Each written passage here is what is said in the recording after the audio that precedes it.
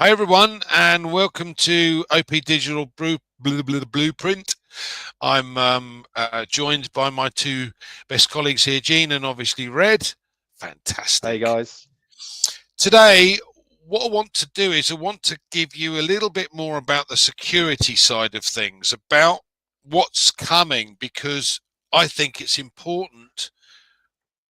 We've already seen, if you like, we've seen several people unfortunately pass away during these last 4 or 5 years, and things happen. So we want to make sure that you guys have the right understanding, the right knowledge, and can empower yourselves to make sure that what you've got goes to the person that you want it to go to. Yeah, if something were to happen to you.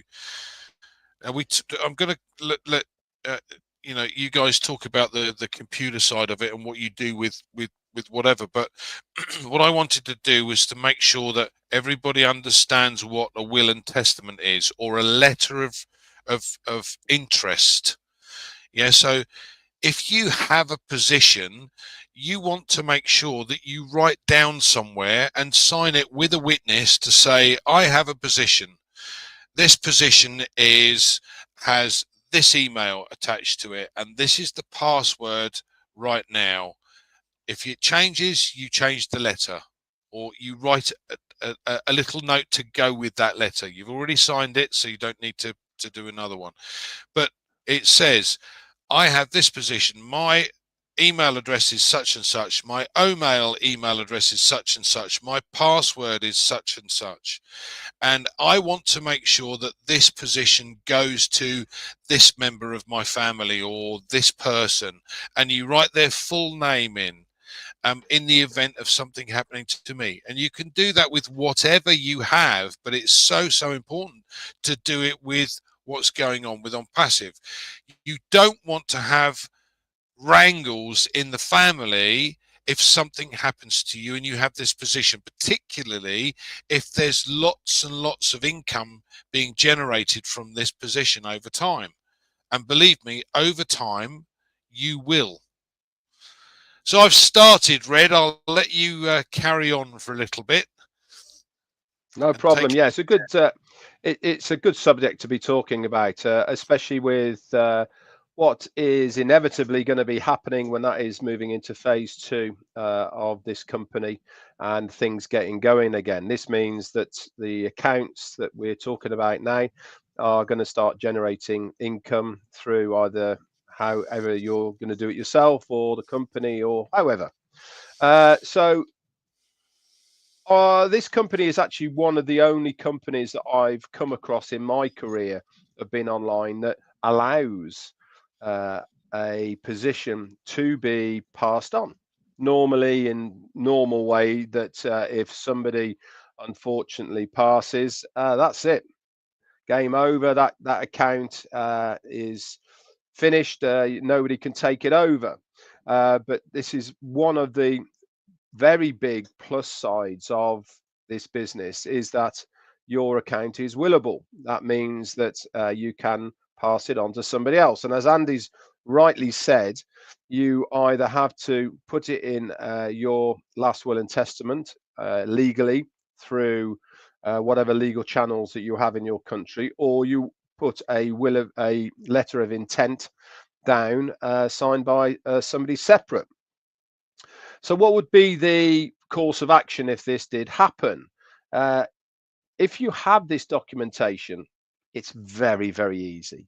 And I mean very easy. You contact the company, the support network that is there, and you produce the relevant credentials, that being, unfortunately or fortunately, a certificate of passing, death certificate, along with a copy of the either will or the letter of intent to them with the name of the account that it is going to be transferred to. That's it, done and dusted. You don't have to do any more than that. So why are we talking about getting things in order right now? We've talked many times, haven't we, over the last 6 months probably now, of getting things ready for moving forward. This is just one of the things that you should have got ready prior to us starting again. Why? Because, guys, you want to be concentrating on getting your business going when we're allowed to. Utilizing time now before we get going is going to serve you well in the future. It means things you haven't got to double back to be done whilst you are really busy. We've talked, all of us, between ourselves, of what we are individually going to do with our businesses. And one of the things I'm not going to be doing is doing admin work that I could have done previously, instead of doing work that is going to benefit the progress of my business moving forward. So we want you guys to be in the same situation. And that means us collectively here bringing you a message of, if you didn't know, this is possible. And also, now that you know, what you have to put in place whilst you can to be able to do this moving forward. Now then, I am also going to touch on the people that unfortunately have passed and haven't put stuff in the right letterage and all the rest of it. Is it still possible to transfer this account to somebody else? And the basic answer to that is yes. Okay, the account doesn't die with that person. The account is transferable as long as the right and relevant documentation is given. And that is normally from a family member who has the certificate of passing, the death certificate of that person, with the acknowledgement from others that this was something that that person wanted to happen. But it's long-winded. It will be a backwards and forwards of documentation, of paperwork, of maybe emails, backwards and forwards, and time element collectively to that as well. The basic is always the easiest, and that is write down the account number, write down the name of the account number, write down the password of the account number and the email address that is attached to it. That includes the recovery email that is attached to it, along with the OMail. If you can get the person who has the account to write those things down, and you have those in your possession, even without the letter of intent or the will, you can still, with a death certificate, get that transferred to the right person.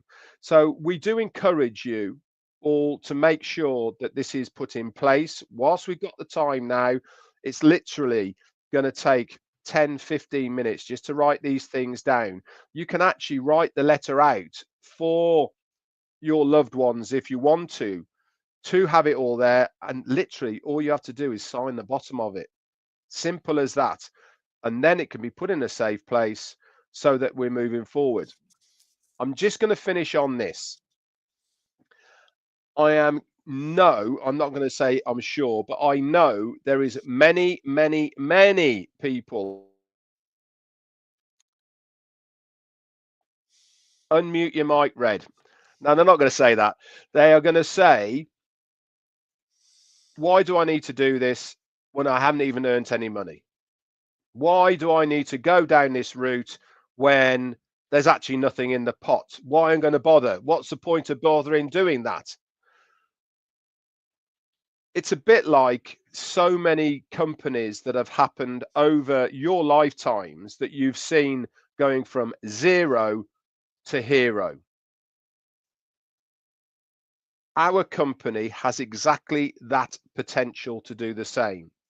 If you don't do it now and you end up getting bogged down or in a situation where you are focused on other things and it slips your mind or you don't do it and all the rest of it, the more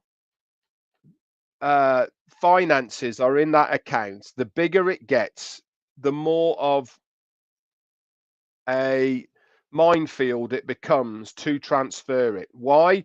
Because unfortunately, guys, when money is involved, it is amazing how difficult people become to allow these sort of things to happen. When there's zero involved, right, nobody cares. When there's literally hundreds of thousands or even millions involved, a lot of people start caring.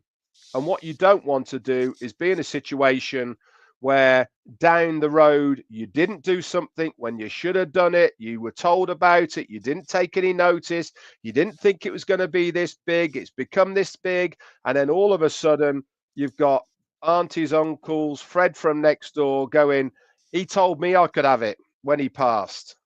And without that piece of paper, without that letter, without it being in a will, you are then fighting a legal battle with other people because they are saying that they had the right to take over this account when that person died. So I'll leave it at that and hand it back to you, Andy.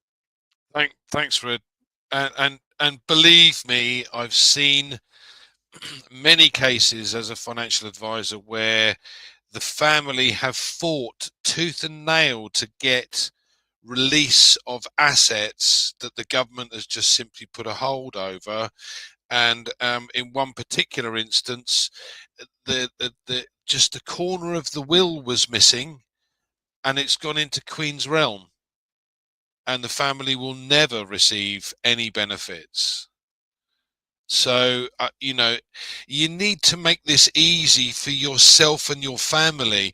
What's the worst thing to have to deal with in the event that someone passes, you know, a member of your family goes? What's the one thing that you have to deal with? You have to sort out all the rubbish. And that's the last thing you want to have to do when you're grieving. So deal with it. Make it easy for yourself. Jean, I'm sure you've got some thoughts on this.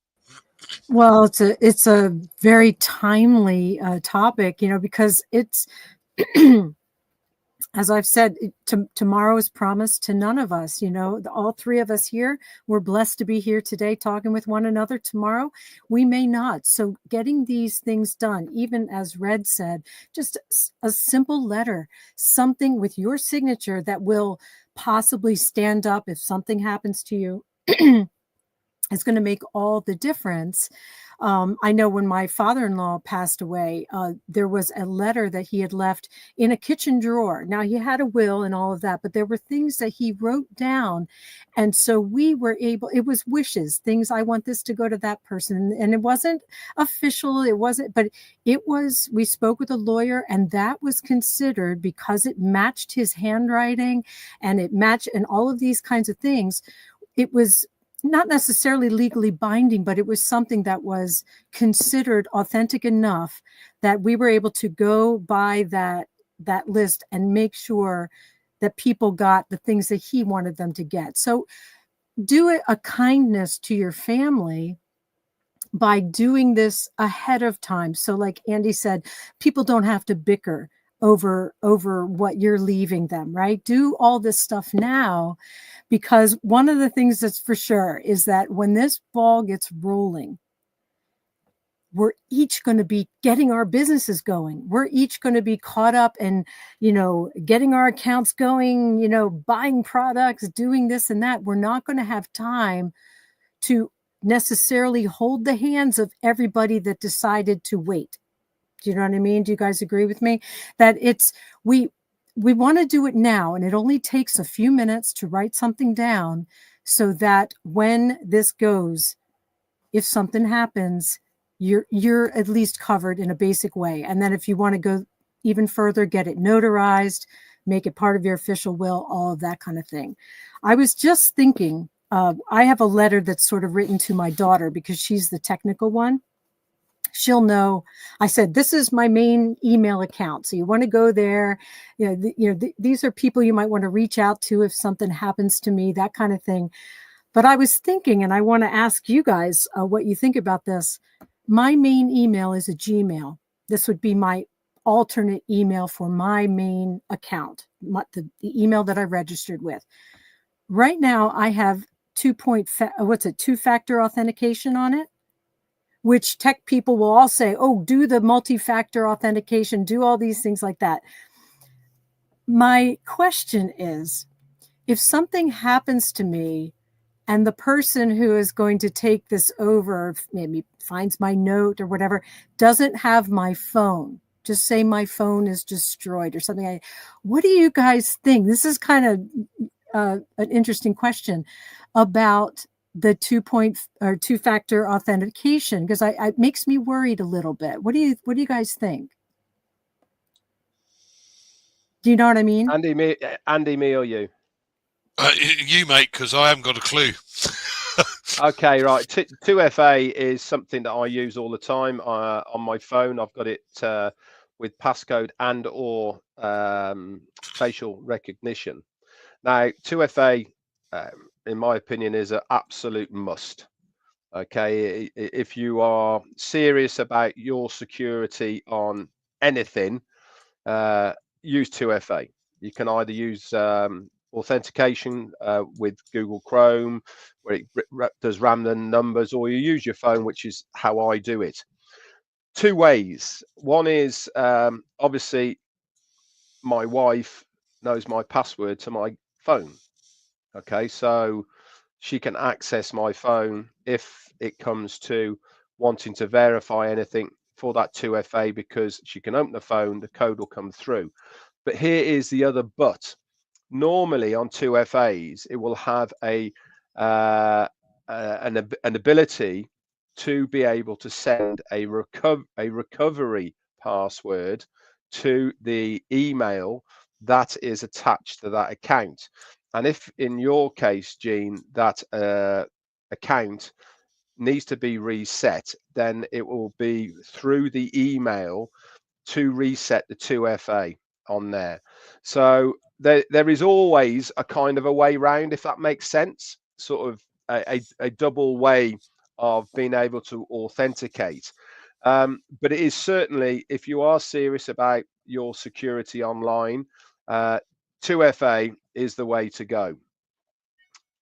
And whilst we're talking about this, by the way, if anybody ever gets an email from any company saying we've noticed what's the wording they use, we've noticed unusual usual action or usual usage or people trying to go into your activity on your accounts, click this link to reset or to check what it is.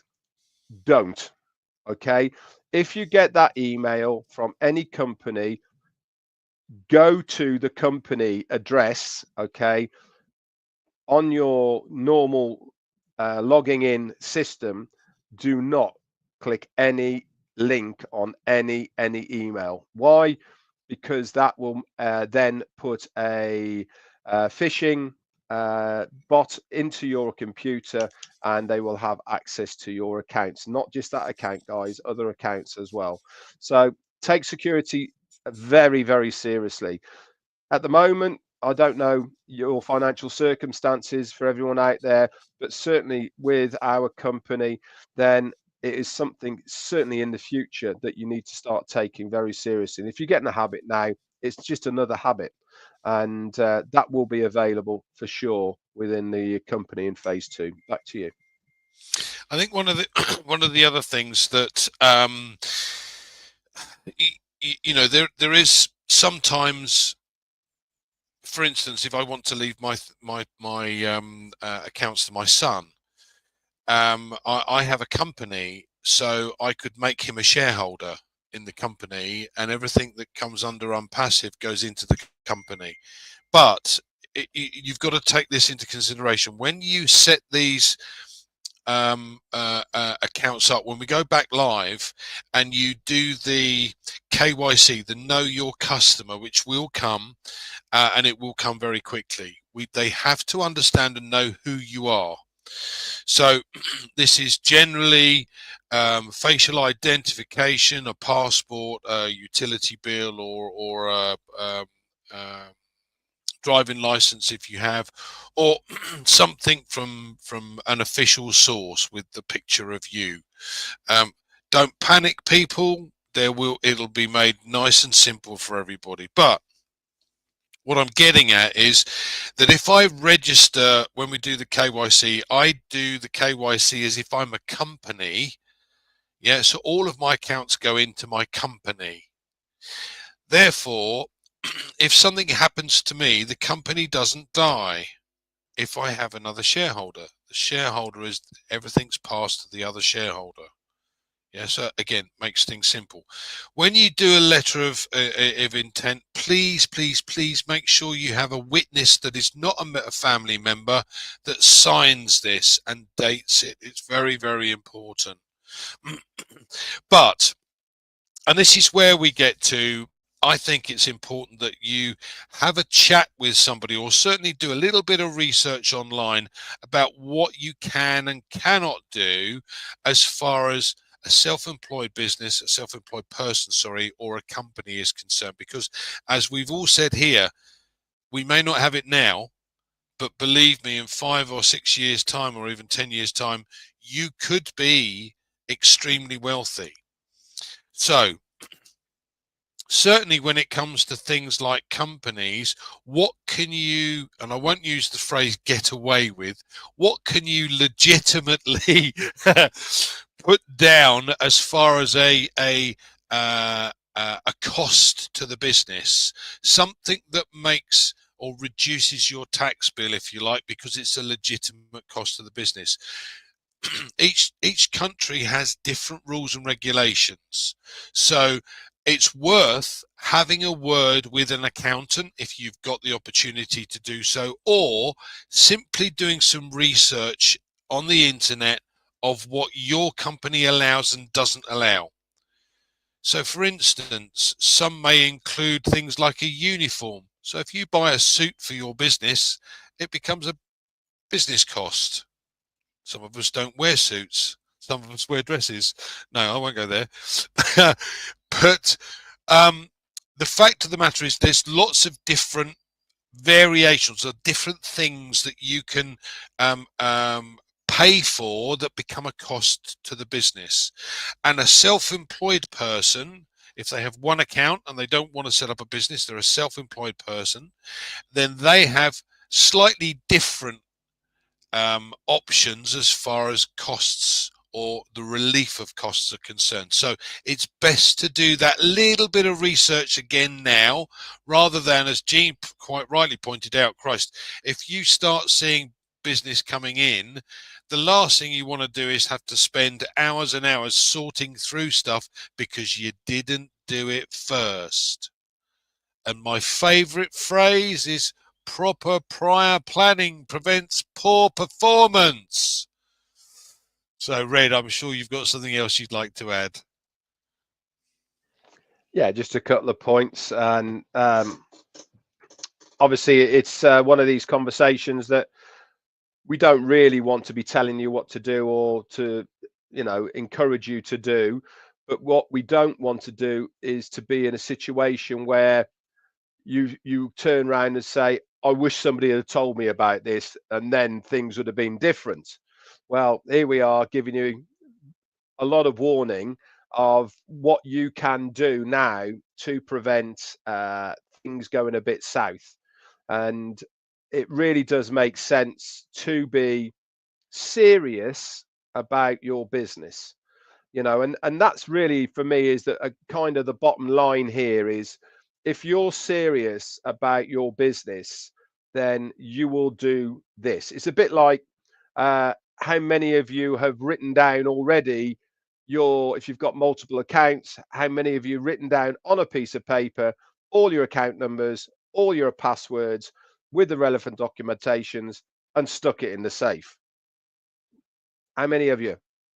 And I bet you, I wouldn't even put it 50% of you guys out there have done it. But if you're serious about it, you would have done it, or you would have informed somebody, putting it somewhere, or whatever it is. This makes life easy. Okay, you do it once, makes life easy, all the rest of it.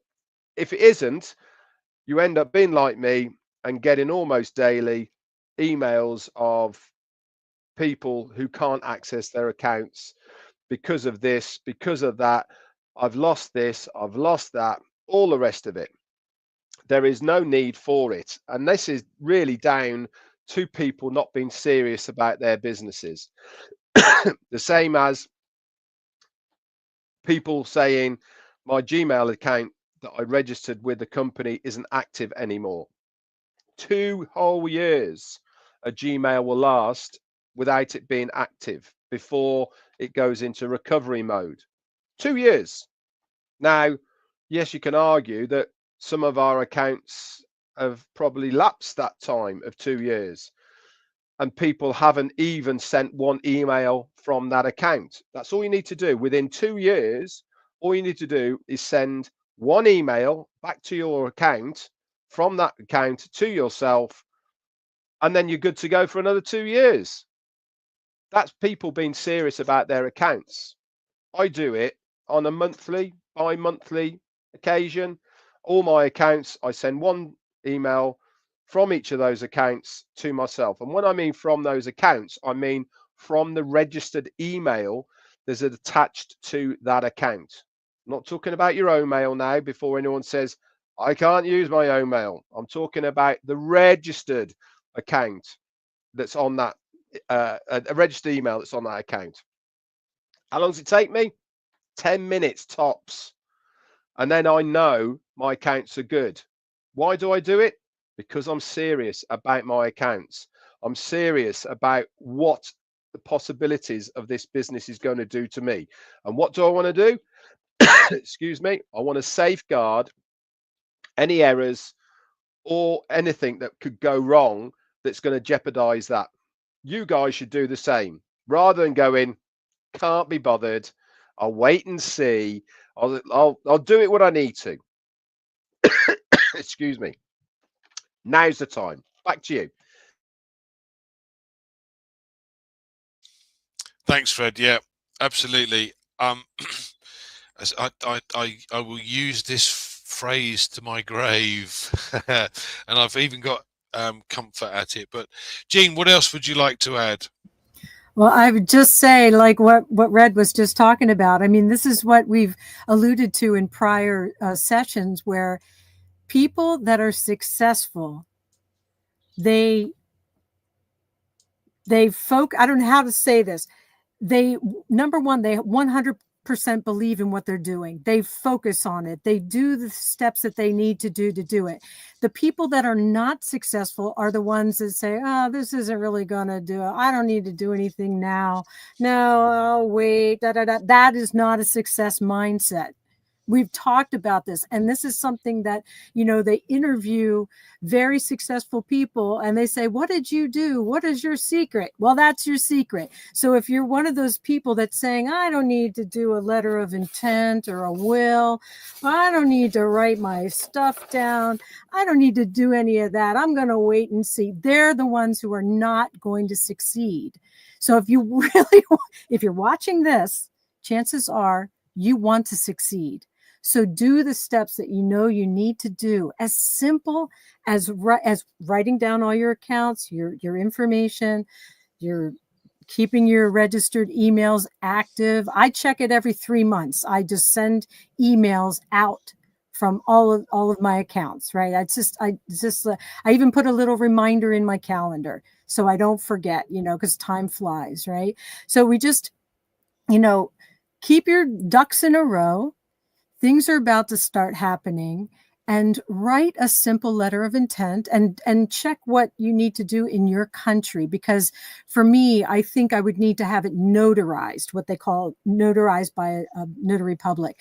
But if you can have just any non-family member witness it, whatever it is in your country that you need to do for it to be legally binding or legally, respected, because anything can happen, and we want to make it simple for the people in our families to be able to say, I stood, I know that my mom or my dad had an account, and this was his email, and all that kind of thing. Make it simple for people, and then the bottom line is we want to all live long and prosper.